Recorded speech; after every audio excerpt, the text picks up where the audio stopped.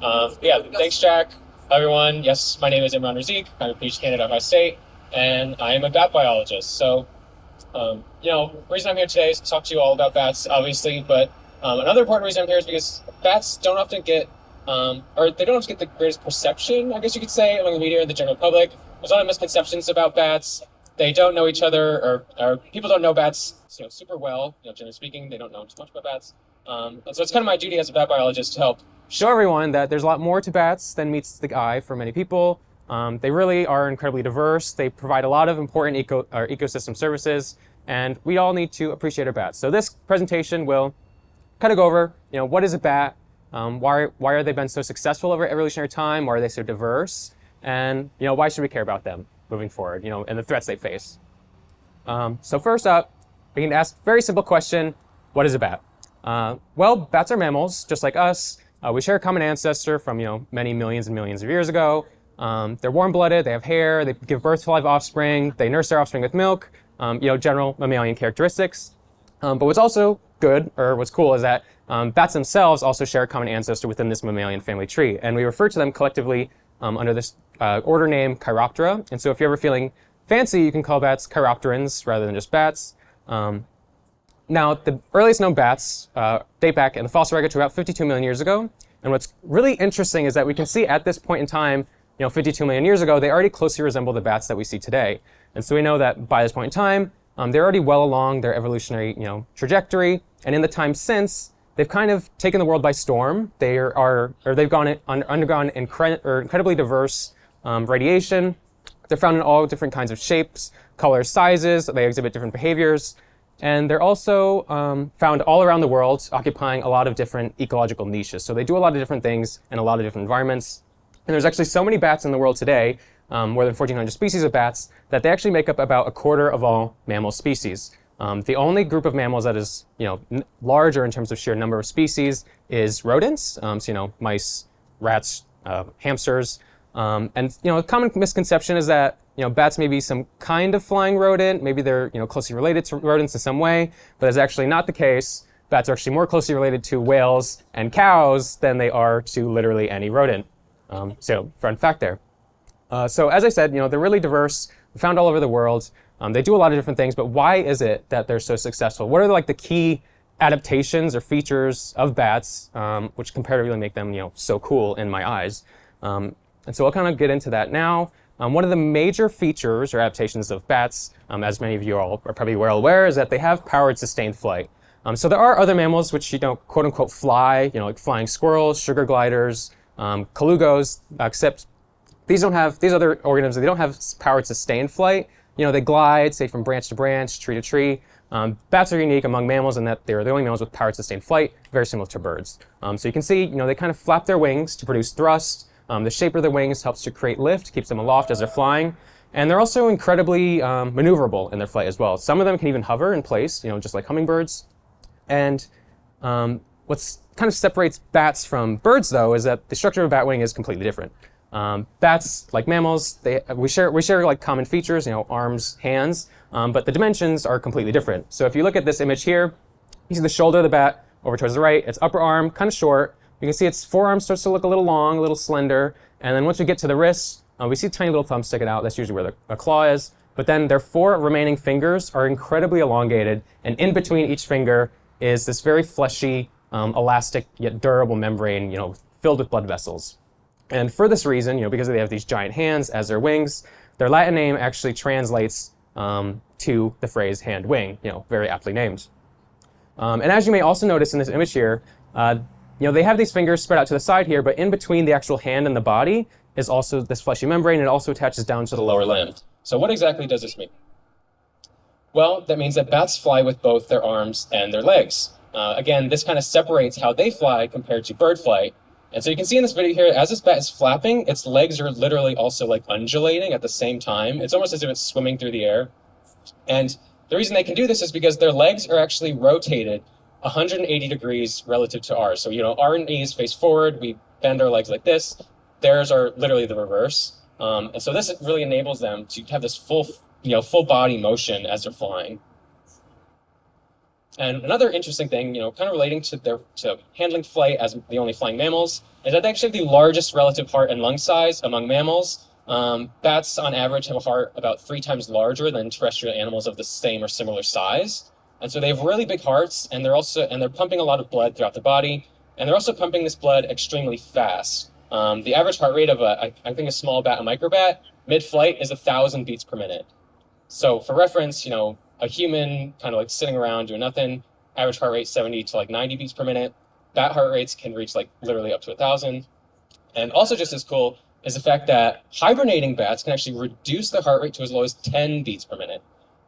So, at the same time, reducing their metabolism by like something like 98%, almost like, not doing anything physiologically speaking, reducing their body temperature to near freezing, just above freezing, just so that they can stay alive. And for this reason, they're also, incredibly successful in, temperate environments, where they're, not migrating, there's not food available in their winter months. Hibernating is a really successful strategy. Now, another really important adaptation of bats, which some of you, again, are probably also well aware of, is that they can echolocate. They aren't the only mammals that can echolocate. They aren't the only mammals that fly. They aren't the only mammals that can echolocate. But what exactly is echolocation? Essentially just a process by which, animals emit sounds, generally somewhere from around their head, and then they listen to echoes that bounce off of objects in their environment, and then kind of inform that, or use this information to inform kind of like a 3D acoustic map of their surroundings, and they can use this to navigate, forage for food, etc. And echolocating animals, they actually get really detailed information when they do this. They can get information about the distance to an object, size and shapes of objects, if they're moving, if these objects are moving, which direction they're moving. And because of this, they can get almost very clear, actually extremely finely detailed information about what is going on in their environment. It allows them to navigate densely cluttered, say like understory forests. It allows them to identify really tiny mosquito-sized insects with great ease. But how exactly are these bats echolocating? What exactly are they doing? So they emit these sounds, but what exactly are they doing to emit these sounds? For the most part, most bats in the world, the vast majority of bats in the world that echolocate, produce these sounds from their throat or their larynx, kind of makes sense. But there are also a couple other ways that bats can echolocate, which are really interesting. One way is tongue clicking. So this bat over here, it lost the ability to echolocate, kind of like the ancestral way, which is from the throat vocalization, and then they re-evolved echolocation by clicking their tongue, and they kind of move their head side to side to kind of get this like 3D quote-unquote image of their surrounding based on this acoustic information. And another really interesting way is by wing clicking. So these bats, you can kind of see here that they have like these huge eyes. So some bats have really great eyesight. In fact, so great that they can see in near pitch black conditions. As long as there's a tiny bit of light, they can see. But when it is complete darkness, they will click their wings as they're flying, and that will serve as their mode of echolocation. It's very rudimentary, but it's still really incredible that these bats manage to re-evolve the ability to echolocate by clicking their wings as they're flying. It's kind of like they're tapping together, I think. So yeah, as I said, most bats in the world, they produce these echolocation calls from the throat, but there's actually 2 ways they can emit these sounds. So one way is by emitting these signals from their mouth. So you can see this bat here, it's being released, and just as she lets go, it kind of looks like he's just like screaming his head off. But really, they're actually like looking around. He's like, okay, they let go, let me look around, and then once they see what's up, then they'll fly off. Now, the vast majority of bats in the world also do this. I think upwards of like 1,000 species of bats out of 1,400 do this. However, there are a couple hundred species that also emit signals through their nose, or kind of exclusively emit these signals through their nose. And these bats commonly share features which you can see here include incredibly complex nasal folds, or nose leaves, or enlarged nasal chambers inside their skull. And it's believed by some bat biologists that this helps to amplify or even direct kind of their signals as they're navigating and foraging. But what exactly does it look like when these animals are foraging? Well, it looks something like this. This is slow motion footage of a bat locating this moth right here. And there is normally audio that goes along with this, but it's not particularly important. But normally, while this video plays, they emit these echolocation calls. They usually, as they're flying around, just like gradually looking for stuff. They'll emit these signals, every so often, every couple seconds, every second or so. And as they locate an insect, they will dramatically ramp up the rate at which they're echolocating to essentially get a better, quote unquote, view of what the insect is doing. And so, whenever they get right up close to the insect, they'll pinpoint where it is in their head, if that makes sense, and then they'll try and swoop the insect into their mouth, often with this fleshy membrane that they fly with. And so you can kind of see that in these videos. They kind of like try to grab it. Sometimes they fail. They're not always successful. But yeah, really cool adaptation. Now, finally, I want to get into this dietary specialization that I kind of touched upon earlier. They have a lot of variation in ecological niche around the world. Even within one specific family of bats, we see many different kinds of diets. And this is really unique among most mammal groups. And this kind of variation is really like unprecedented. One really great example of dietary specialization as vampire bats. So, Jack kind of introduced the topic of vampire bats when he was talking about me before. Vampire bats, they are the only mammals that feed exclusively on blood. They literally feed on nothing other than blood. You don't have to worry about them here. In Ohio, though, in these temperate regions, they're only found down by Central and South America.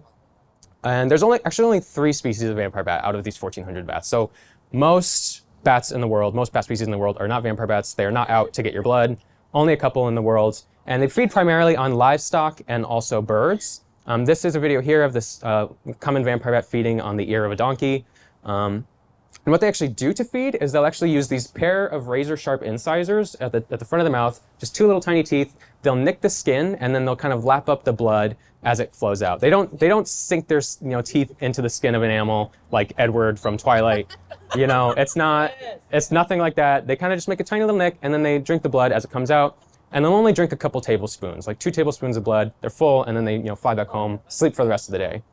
So they don't really cause too much harm to the animals. Sometimes the animals don't even notice. But they do happen to carry rabies sometimes, since obviously they do feed on blood. So some farmers down in Central South America get really concerned about bats. They think all bats are vampire bats and they're going to kill all the cows. But that's not always the case. So yeah, I love vampire bats. I could talk for hours and hours about vampire bats, but of course there are many other types of bats and diets in the world that we can see. One of the other examples is fishing bats. This species here is one of my favorite bat species. It's also one of the loudest bat species that there is. They produce echolocation calls, I think up to like 140 decibels, which for reference is about twice as loud as a helicopter flying in the sky above you.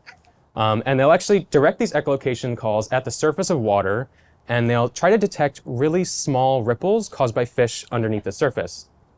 And what they will then do is they'll trawl these huge claws in their hind feet along the surface of the water to snag the fish that they're trying to get. And you can see in this video here, they're really, really capable and really great at fishing.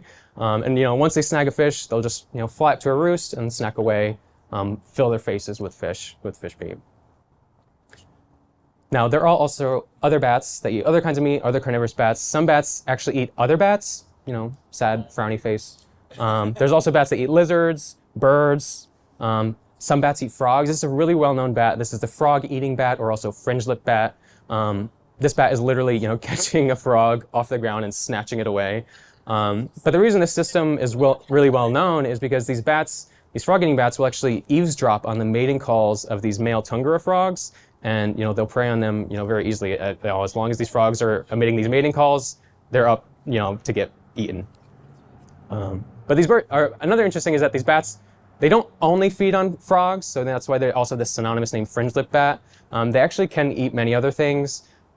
Recently, it's been found that they might prey on sleeping hummingbirds, so it's kind of insane. But they are mostly well known for eating frogs here. So now, not all bats are, cold-blooded killers. Not all bats are meat eaters. Some bats also love plants, like this nectar-feeding bats. These guys are always sweethearts. Everybody loves these. These bats, as they feed on nectar, because they feed on nectar, they actually do have, very long tongues to kind of reach into the corolla of a flower and, access the nectar. And you can see these long tongues in this video. And what's interesting is that they're bristled, and so, when they stick their tongue in, these bristles will, trap the nectar, and they'll either stick their tongue in and out repeatedly to bring the nectar into the mouth, or what they will do is they will stick their tongue in and hold it there, and then these bristles on their tongue will actually undulate to pull the fluid up into their mouth. And so it's almost like an inside-out straw, if that makes sense. And so it's really, really cool. And, they visit a lot of flowers, obviously, because, that's, where they're getting their nectar. And because of that, they're also really important pollinators. So not just bees, insects can pollinate, bats can also pollinate flowers. They're really good at facilitating outcrossing, reproductive outcrossing of plants between different regions because they can fly really long distances and they always know where these flowers are. They have really good spatial memory. So they're really important pollinators. And I think they actually pollinate, some estimates I've seen, like up to 6% of all crops in the world. One of these that's really well known is agave in Mexico, which many people know for producing tequila. So if you like tequila, you should like these bats too. Other bats that visit plants include fruit bats. As the name suggests, these are bats that eat fruit. Found in tropical regions, they eat many different kinds of fruits, depending on the time of year. Essentially, they'll eat these fruits whole, along with their seeds. And then the reason they're very important is because these seeds will pass through their gut, from up to 1 hour to up to 12 hours, in some species like this bat here. And because this longer gut retention time, they are also very important at tropical forest succession. So they're really important at regenerating early and late successional plants, across regions. Without these bats, we might not have tropical forests as we imagine them today. Now, lastly, there are, of course, insect and arthropod eating bats. These are most of the bats in the world, most of the bat species in the world. These are most bat species in North America are insect eating bats. This guy here is one of my favorite, actually, arthropod eating bats. This bat is a pallid bat. It feeds on centipedes and also scorpions, which is, absolutely insane. And it's actually immune. It's evolved immunity to the venom from scorpions and centipedes. I hate centipedes, so that's why I like this bat. Now, insect-eating bats are very, very important. They provide critical ecosystem services because they can eat up to thousands of insects every night. And that's not exaggeration. I think a regular brown bat can eat maybe 500 insects an hour. And so, if they forage for like at least an hour or 2 hours, then they can eat thousands of insects every night. These include crop pests like cucumber beetles, mosquitoes, also that affect human populations, spread disease. So they're really, really important, and many people don't realize this. All these bats that we see here in Ohio are insect-eating bats, and we should be appreciating them, especially during the summer months, taking care of the mosquitoes for us. But what sucks is that a lot of these insectivorous bats around the world are not doing so hot right now. In the past 10 to 15 years, they've really been hit hard by a lot of different threats, and these threats are definitely continuing. One of the major ones is white nose syndrome, as some of you may have heard of. It's essentially a fungus that grows on their face. While they're hibernating, it wakes them up, and waking them up just like depletes them of their energy reserves. And there's no food to eat during the winter, and so they have no energy. This fungus keeps waking them up, and they end up dying because they run out of energy. Human disturbance can also cause this if people keep entering these caves. Their hibernacula during the winter months, waking them up. Really, really bad. Pesticides killing their prey, habitat loss, just in general, especially for tree roosting species. If we're getting rid of forests, then they're losing their roosting habitat. And also windmill farms, which many people don't realize. A lot of migrating bats, we do have migrating bats here that come through Ohio. These windmill farms, for some reason, it's still not entirely clear, I don't think, but bats seem to be attracted to windmills, or they get sucked into windmills for some reason, and they just get straight up hit and then they just die, and it's actually much more prevalent a problem than many people realize. So there's a lot of threats that are hitting our bats hard. Especially here in Ohio, and we need to do as much as we can to help conserve them, to help save them, help preserve their habitat and their prey. And so, if you want to learn more about how to conserve bats, I would suggest visiting batcon.org. It's run by Bat Conservation International. They have a lot of great tips about what you can do as an average person, just help our bats. And if you want to learn more about vampire bats specifically, as I said, I could talk more about them for hours. I would visit socialbat.org. It's run by my advisor, Jerry Carter. And more about my research, you can visit my website. You can just Google my name. Or my website here, imranrazik.github.io. So yeah, hopefully everyone here learned a little bit more about bats. Hopefully everyone here loves bats now. And if you have any questions, I am happy to take them.